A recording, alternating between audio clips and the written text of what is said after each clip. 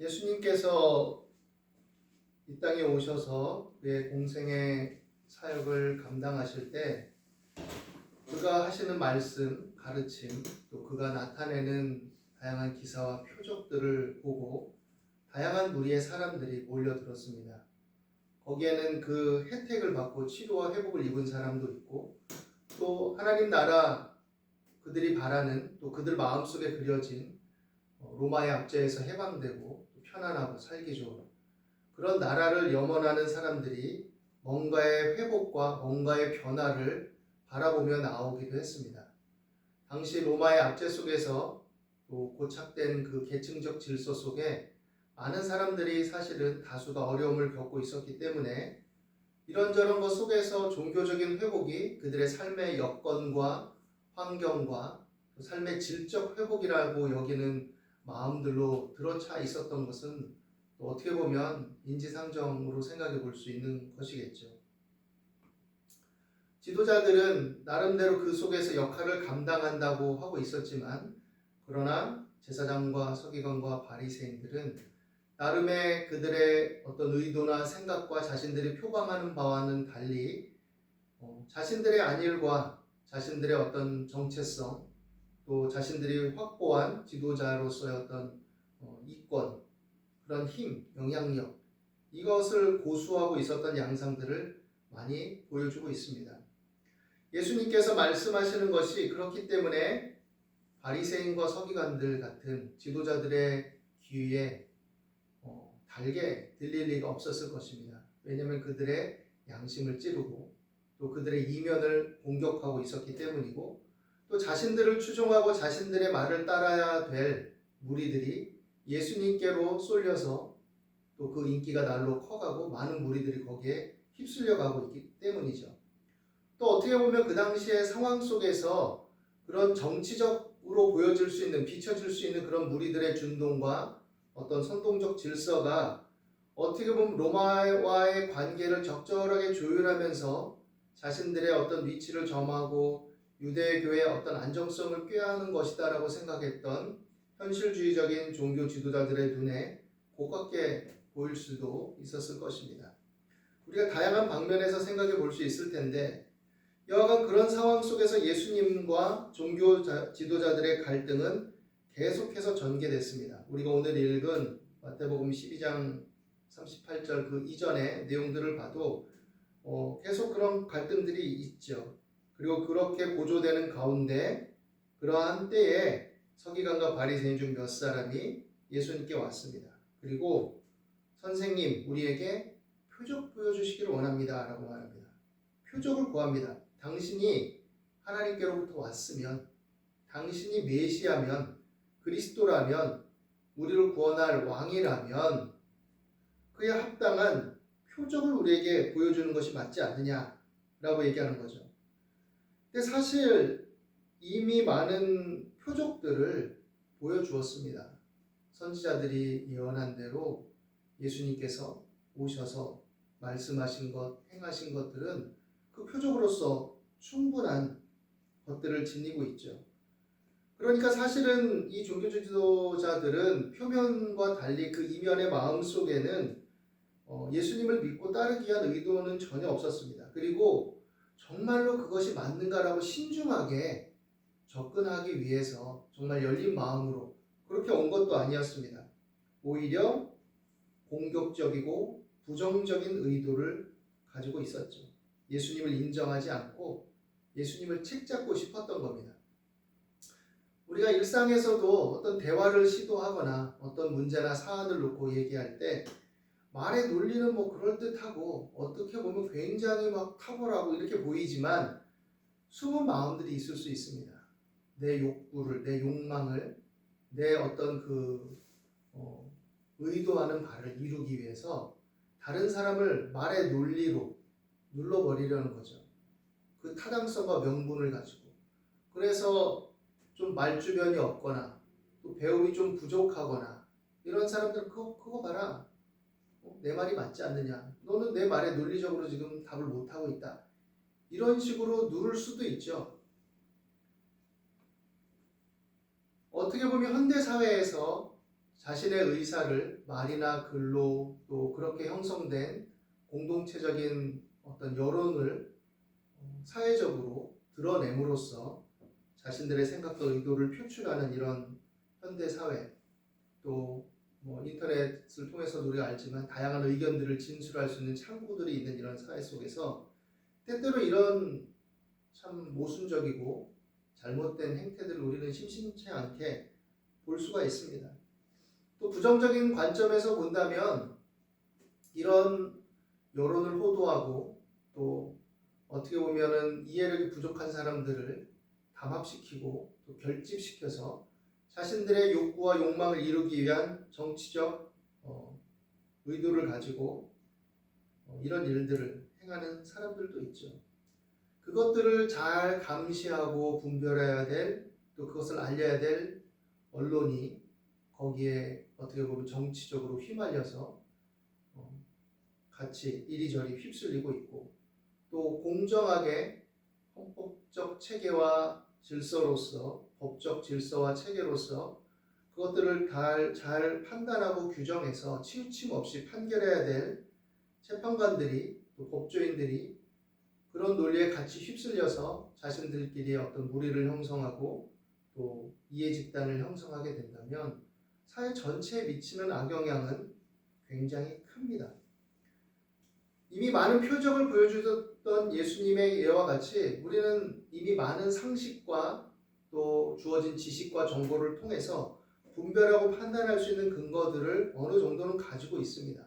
물론 언론이 어떻게 보면 제대로 기능을 못하고 있는 면도 있고, 또 재판관들이, 법조인들이 그 기준을 잡아나가지 못하는 부분도 있고, 공직기관이 확립되지 못해서 이리저리 어떻게 보면 문제가 발생하고 있고, 이런 부분들도 있지만 이 지식정보 사회 속에서 우리가 조금만 노력을 기울이고 또 규범이 되고 근거가 되는 어떤 정보와 지식들을 획득해서 하려고 한다면 할 수 있죠.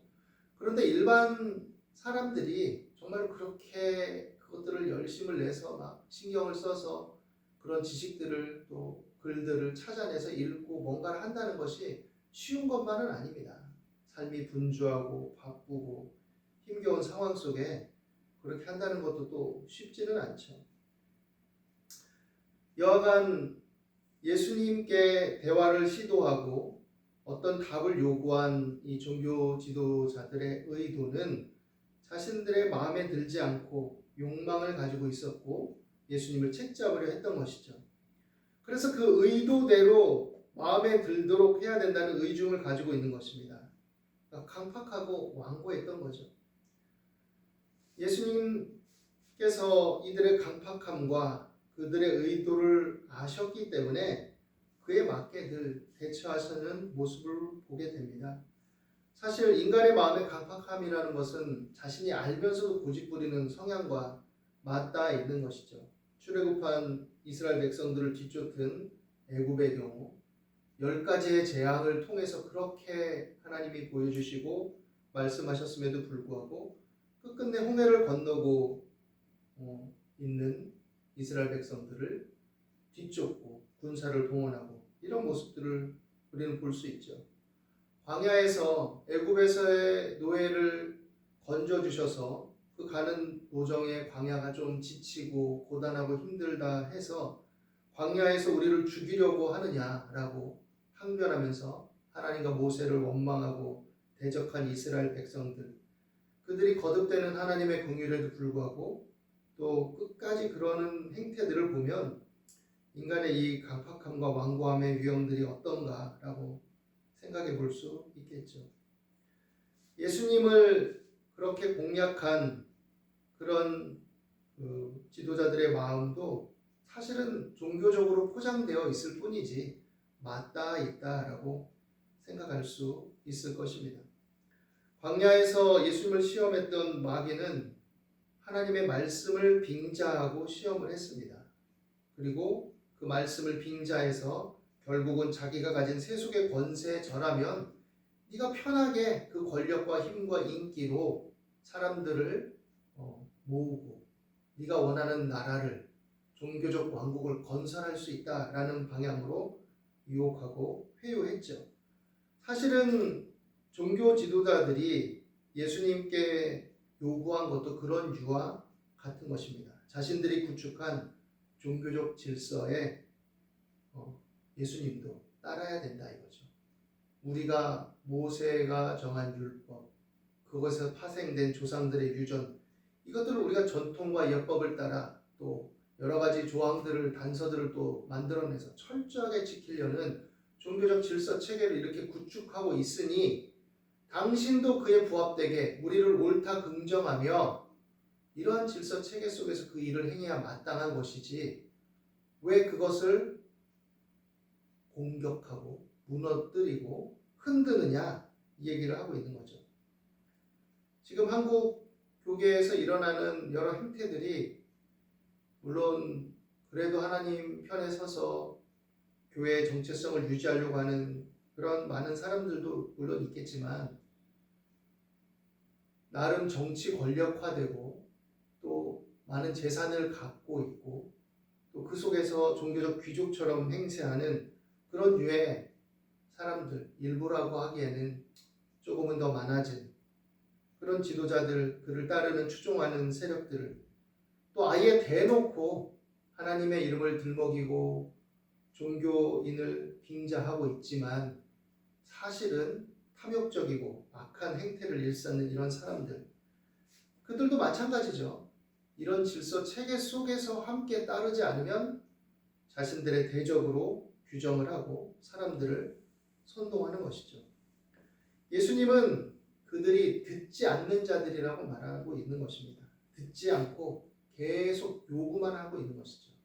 예수님이 어떤 말씀을 하시고 어떤 일을 행하시고 표적을 행하시면 그것을 통해서 확인을 하고 귀담아 듣고 선지자들의 말씀에 비추어 그러한가 하고 또 자신들을 돌아보고 예수님을 따라야 되는데 계속해서 그런 일들을 예수님이 행하고 있음에도 불구하고 그런 일들마다 그 건건마다 뭔가 문제가 있고 이거는 타당하지 않고 그러니 또 다른 표적을 행해 보라 하고 그것을 입증하라라고 계속 요구만 하고 있는 거죠. 사람의 어떤 삶의 방식이나 언어 방식이나 존재 방식은 상대적일 수밖에 없습니다. 어떤 근거와 그에 대한 이해 또 이것들이 맞물리고 그것들이 누적돼서 하나의 진실이라고 우리가 공통적으로 인정할 수 있는 어떤 현상, 말, 어떤 기준 이런 것들이 모이기 때문에 하나하나 시비를 걸고 거기에 논쟁거리를 만들고 의문을 제기하려고 하면 사실은 말로 만들어내려고 하면 한도 끝도 없는 거죠. 이것이 어떻게 보면 말장난하고 또 공동의 담론의 장을 장악한 종교 지도자들이 행한 악한 행태였던 것이죠. 우리를 선동하면서.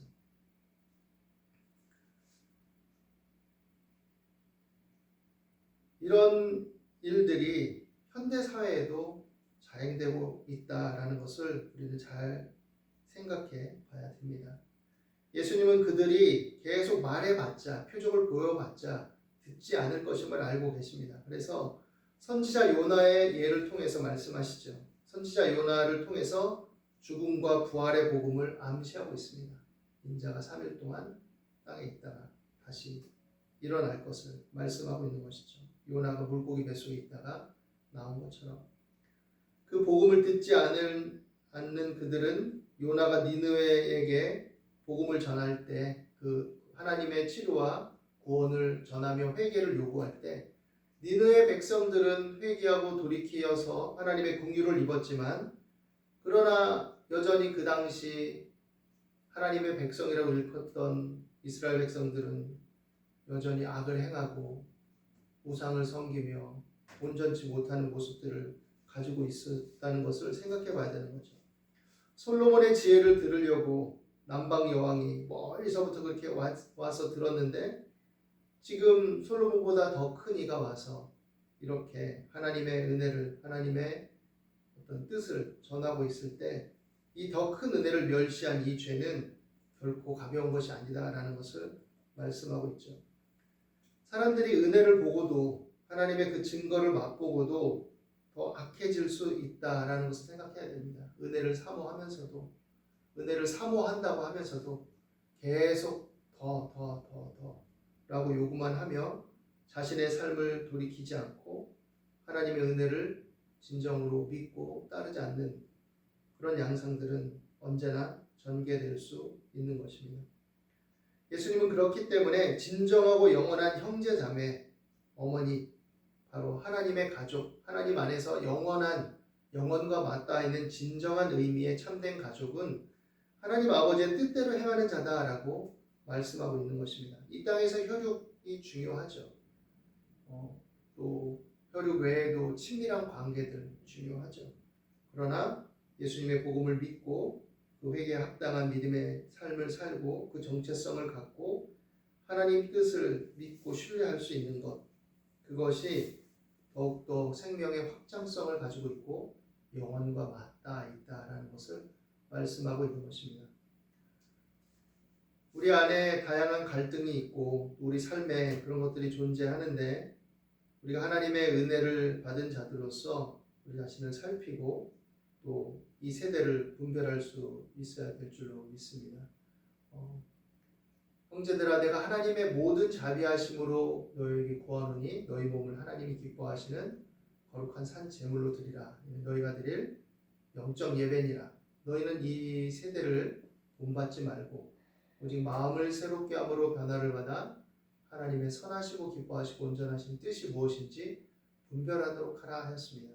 우리가 하나님 안에서 하나님의 선하시고 기뻐하시고 온전하신 뜻을 따라서 이 시대, 이 현실, 이 실존에 어떻게 서 있고 걸어갈 것인지 잘 생각하면서 또 믿음의 중심을 잘 지킬 수 있는 저와 여러분이 될 수 있기를 예수님의 이름으로 축원합니다. 기도하겠습니다. 하나님, 오늘도 우리 가운데 함께 하심을 감사합니다. 우리 마음과 생각을 붙들어 주시고 또 주의 은혜 안에 있음을 늘 감사하며 이 세속의 물결 속에 그릇된 사상과 이념에 휩쓸리지 않게 도와주시고 중심을 잡고 분별하며 또 복음의 가치를 잘 붙들고 나갈 수 있도록 인도하여 주시고 복음의 가치를 사회 속에 어떻게 확장하고 어떻게 적용할 수 있는지 하나님의 말씀에 대한 분별과 이해를 넓혀주시고 또 주의 말씀과 성령으로 충만하게 도와주시옵소서. 오늘도 함께 하심을 감사합니다. 예수님의 이름으로 기도드립니다.